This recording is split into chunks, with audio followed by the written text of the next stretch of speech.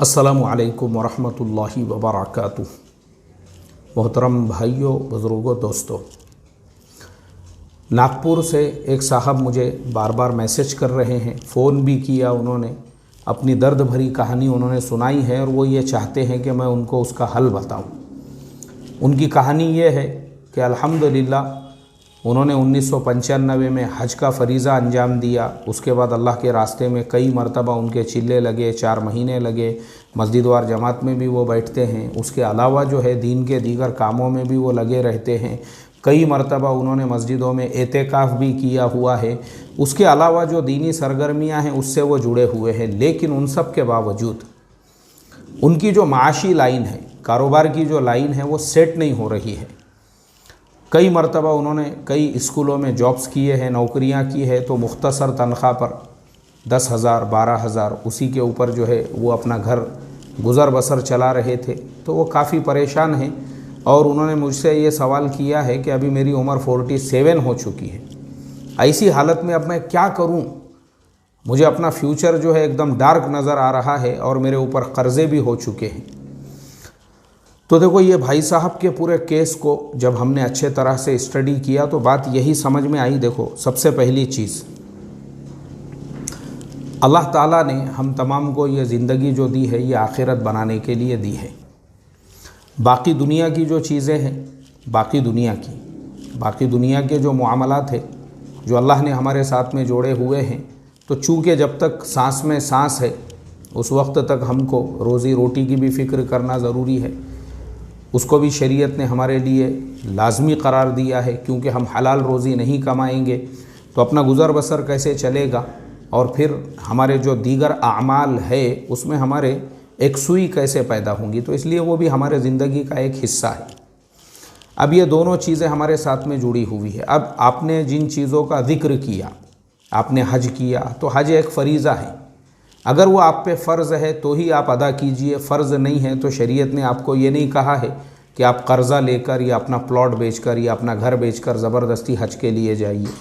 उसके लिए आसान सूरत है, अगर आपको हरमैन शरीफ़ैन की ज़ियारत भी करना है आप उम्रे के लिए भी जा सकते हैं, क्योंकि हज जो है वो फ़र्ज़ है। फ़र्ज़ उसकी कंडीशंस है, वो अगर आप पर फ़र्ज़ है तो आपको करना ही करना है, और अगर आप पे फ़र्ज़ नहीं है तो क़यामत में उसका हिसाब भी आपसे नहीं होगा। दूसरी चीज़, आपने जो कहा है मैंने इतने चिल्ले लगाया, इतने 4 महीने लगाया, इतने मैंने जो है मस्जिद वार जमात में बैठा और इतना मैं जो है एतेकाफ़ में बैठा, तो ये सब आपके आमाल है जो हर आदमी आज के ज़माने में कर रहा है। ये वो आमाल है जो आपको करना है और हर आदमी वो आमाल कर रहा है। इसका आपका रोज़ी रोटी से कोई लेना देना नहीं है, क्योंकि आपकी जो रोज़ी जुड़ी हुई है वो आपके अपने अमल से, कि आप जो है, अब जैसे मिसाल के तौर पे आपने कहा कि आप बीएड है, उसके अलावा एमए है, आप एमए बीएड है, तो मुझे आप ये बताइए, हलाल रोज़ी के लिए अल्लाह ने पूरी दुनिया में आपके लिए रास्ते खोले हुए थे। आपने कहा कि आप 10,000 रुपये पे इतने सालों से कर रहे हैं। आपको किसने बोला 10,000 पे इतने सालों से आप जॉब करो? मुझे आप बताइए ना। यह आपका काम था ना, आप दूसरे ऑप्शंस तलाश करते। अब जैसे मिसाल के तौर पर आप नागपुर में रहते हो, अगर आप नागपुर से बाहर निकलते, नागपुर के अतराफ़ में जो दूसरे शहर है या दूसरे सूबे हैं या दीगर इलाके हैं, आजकल का ज़माना ऑनलाइन का है, अगर आप देखते तो आपको बहुत सारे ऐसे स्कूल है, कॉलेजेस है, वहाँ पे और अच्छी जॉब मिल सकती थी। और अगर इंडिया में नहीं तो आप अगर बाहर मुल्कों में भी तलाश करते, आज बाहर मुल्कों में टीचर्स की ज़रूरत है, आप अपना रिज्यूमे डालिए ना ऑनलाइन, आपको किसी न किसी मुल्क से जो 10,000 आपने बात की है ना, उससे आपको 12 गुना ज़्यादा सैलरी मिलेगी। वो भी मैंने कम बोला, 12 गुना मतलब 1,20,000 कम बोला हूँ मैंने, उससे भी ज़्यादा सैलरी के पैकेज होते हैं मंथली। ये गलती है ना आपकी। हमारे यहाँ पे एक्चुअल में क्या होता है, लोग जो है ना मौक़े का इस्तेमाल नहीं करते। जब उनको मौका मिलता है उसका इस्तेमाल नहीं करते और वो कसूरवार ठहराते हैं अल्लाह तबारक व तआला की ज़ात को। नऊज़ु बिल्लाह। अल्लाह ने हमारे साथ ऐसा क्यों किया? अल्लाह ने नहीं किया भाई। कुरान में फरमाया वमा असाबकुम मिन मुसीबतिन फबिमा कसबत ऐदीकुम व याफ़ू अन कसीर। दूसरी जगह फरमाया ज़हरल फ़सादु फ़िल बर्रि वल बहरि बिमा कसबत ऐदीन नास। जो कुछ होता है वो हमारे अपने आमाल से, ये अल्लाह ताला को जो हम कसूरवार ठहराते हैं, ये असल में होता ये है, ये वो लोग होते हैं या ऐसे बहुत सारे लोग होते हैं जो खुद गलतियां करते हैं और दूसरों पे थोपते हैं, इसकी वजह से ऐसा हुआ, मेरे भाइयों ने मेरा साथ नहीं दिया इसलिए मेरा धंधा बिगड़ गया, मेरे ससुरे ने मुझे सपोर्ट नहीं किया इसके लिए मेरी दुकान बंद हो गई, मेरे बाप ने मुझे पैसे नहीं दिया इसलिए मैं मेरे पैरों पे खड़ा नहीं हो सका। ये सब जो है ना, ये जो लोग कमज़ोर होते हैं ये उनकी निशानियां होती है जो दूसरों पे थोपते हैं।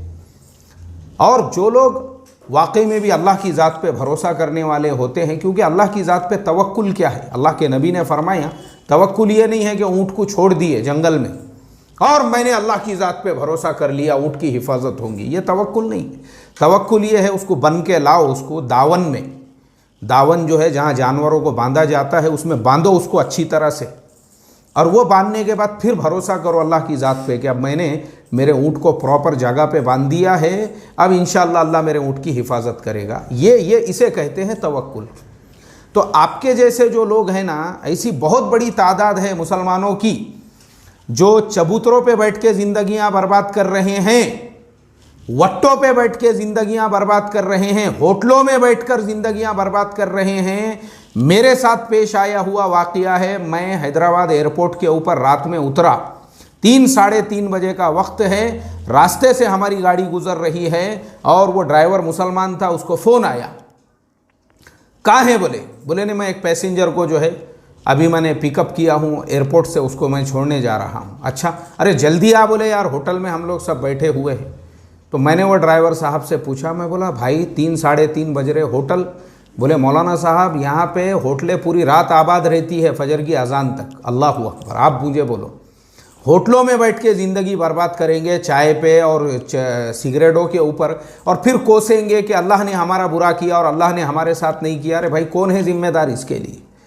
तो आप जो है ना, आप अपनी लाइफ को एक्चुअल में, ये कौन लोग होते हैं जो अपनी ज़िंदगी को सीरियस नहीं लेते हैं? सीरियस ज़िंदगी को सीरियस लो, सीरियस। ये वो लोग होते हैं या तो ये दूसरों के लपड़ों में, लोचों में और चक्करों में इनको इलेक्शन की फ़िक्र होती है। बोले आगे जो कॉरपोरेशन के इलेक्शन आने वाले हैं ना, अपने रफ़ीक भाई खड़े होने वाले हैं, अपने को तो पूरा साथ देने का उनको। अरे तू तेरी जोरू बच्चों को देख रहे बाबा, घर में देखना चूल्हा जले हुआ नहीं है, 8 दिन से औरत थैली लेके खड़ी हुई है, गोश्त लाओ गोश्त लाओ गोश्त लाओ बोल के, वो दिया छोड़ के इसको रफ़ीक भाई के इलेक्शन की फ़िक्र है। ये जो चमचागिरी है हमारे यहाँ पे, हमारी कौम के अंदर, रफ़ीक के लिए ज़िंदगी बर्बाद, शफीक के लिए ज़िंदगी बर्बाद, शकील के लिए ज़िंदगी बर्बाद, जमील के लिए ज़िंदगी, दूसरों के लिए फिर रहे हैं उनके पीछे पीछे दुम हिला के। तो आपको किसने बोला आप अपनी ज़िंदगी को छोड़कर इस तरीक़े से? मैं आपको बताऊं, मेरा एक शागिर्द दौरे हदीस के अंदर एक मदरसे में पढ़ रहा था और वो आ गया यहाँ पे। अचानक मेरी मुलाकात हुई रास्ते में एक जगह पे, सलाम कलाम मुसाफा हुआ। तो मैंने उससे बोला, मैं बोला भाई अभी ये रबीउल अव्वल के बाद, रबीउल आखिर का महीना है, रबीउल अव्वल की छुट्टियां ख़त्म हो चुकी है, मदरसे शुरू हो गए, तू गया नहीं? मैं बोला मदरसे में। नहीं मौलाना, वो रफ़ीक भाई है ना अपने इलेक्शन में खड़े हुए हैं, मैं इलेक्शन तक रुक गया। बोले उनके वास्ते वो इलेक्शन होंगे, प्रचार करने का कुछ भी हो जाओ, बोले रफ़ीक ने आना ही चाहिए, बोले अपने को तो रफ़ीक के वास्ते सब कुछ कुर्बानी देने का है। मैंने उसके बाप को फ़ोन करा, अरे मैं बोला इसको जूते मारो, इसको ये दौरे हदीस में भी पढ़ रहा होगा ना, तो भी जूतों से झोड़पों पकड़ के इसको खाना क्यों दे रहे तुम? इसके अम्मी को बोलो। मैं बोला नहीं तो स्पीकर चालू करके सुनाओ मेरी बात। सोकाए गया क्या? मैं बोला खाना रोटियां खिला रहे ना तुम गरम गरम, इसलिए सोकाए गया। ये मदरसे की पढ़ाई छोड़ के इसको इस बात की फ़िक्र है गाँव में रफ़ीक भाई को जिताने का है, इसके वास्ते मदरसा छोड़ के आ गया वो यहाँ पे। ये हाल है हमारा। क्यों? इसलिए कि उसको अपनी लाइफ, अपनी, देखो सीरियस आदमी कौन होता है? सीरियस आदमी वो होता है, मुझे याद है अच्छी तरह से, मैंने ख़त लिखा था मुफ्ती अब्दुल्ला साहब रहमतुल्लाह अलैह, मोहतमिम जामिया मजहर सआदत हासोट गुजरात। वो ख़त मैंने उनको लिखा था, वो अगर मेरे को मिलता है, मेरी पुरानी किताबों में सब चीज़ें रखी हुई है गाँव के अंदर, तो इंशाअल्लाह मैं वो भी आपको कभी बताऊँगा। मैंने उनको ख़त लिखा था और उस ख़त के अंदर मैंने लिखा, हज़रत मैं तजवीद व क़िरत आपके यहाँ पढ़ना चाहता हूँ। मुझे जवाब आया उनका, और जवाब में उन्होंने लिखा कि 5 शव्वाल को आप हमको यहाँ चाहिए, 5 शव्वाल को आप वहाँ पे चाहिए। और इत्तेफाक ऐसा वो ख़त का जवाब जब मेरे घर पे आया, मेरे घर पे उस दिन ही 5 शव्वाल थी, यानी मैं वो ख़त पढ़ रहा था और उस दिन 5 शव्वाल थी और 8 शव्वाल को मेरे हकीकी खालाजाद बहन का निकाह था। वो छोड़कर सिर्फ 3 दिन के बाद में घर में पूरी तैयारियां चल रही है, सब लोग उसके अंदर लगे हुए हैं। मैंने अपने नाना से कहा, मैं बोला अब्बा मुझे ये ख़त आ गया हुआ है, अब मैं 1 मिनट भी रुक नहीं सकता हूँ। वो ख़त मैंने ख़त पढ़ा, मेरी जो पेटी है वो पेटी को पूरा तैयार किया। लोहे की पेटी थी मेरे पास, पुराने ज़माने की संदूक की, मेरे वालिदा के जहेज़ में आई हुई, मेरे नाना ने दी हुई। उसी में अपने पूरे कपड़े वपड़े सामान डाल के फ़ौरन मेरे नानी ने जो है मेरे लिए तोशा वगैरह सारी चीज़ें तैयार की। इमीडिएटली फ़ौरन उसी वक्त मैं निकला अपने घर से और 6 तारीख़ को मुफ्ती अब्दुल्ला साहब के सामने मैं खड़ा हुआ था वो ख़त के साथ में। उतनी बात पे से वो नाराज़ हो गए।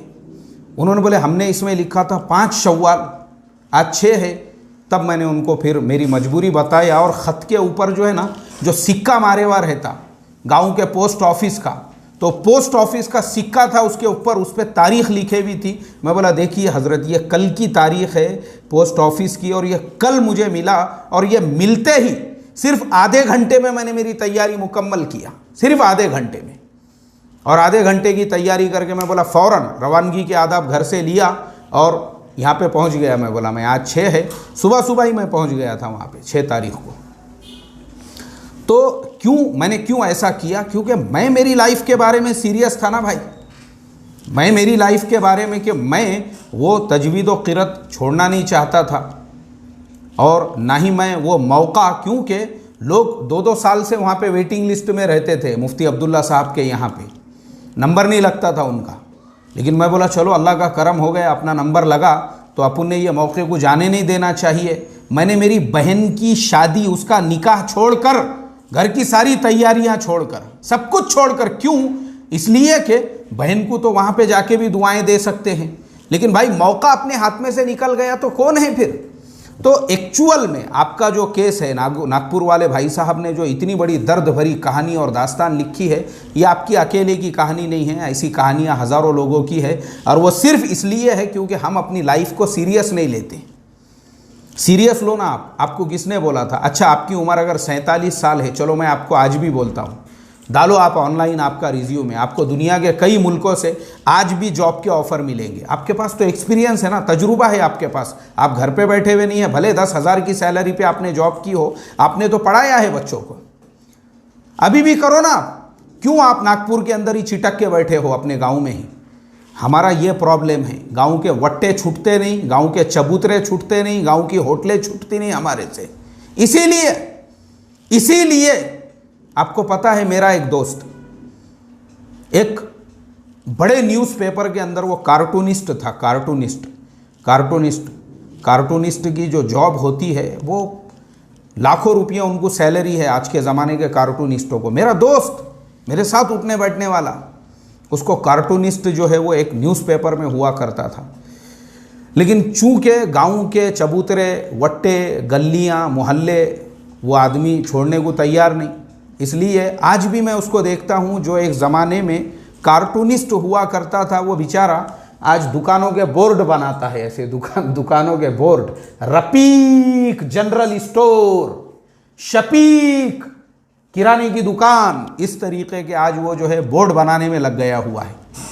इसी में बेचारे की लाइफ, मैं देखता हूँ उसको, वो फेसबुक पे भी मेरी फ्रेंड लिस्ट में है, वो कभी कभी डालते रहता आज मैंने ये बोर्ड बना दिया। तो मैं सोचता हूँ उसके बारे में, यार बेचारा, चलो ठीक है, हलाल रोज़ी अपनी जगह पे कमा रहा है, लेकिन भाई तेरी वो जगह नहीं, तू शेर है, शेर, तेरी जगह जंगल में है। लेकिन अब क्या करेंगे, वो जो शेर है उसने अपनी कीमत को समझा ही नहीं।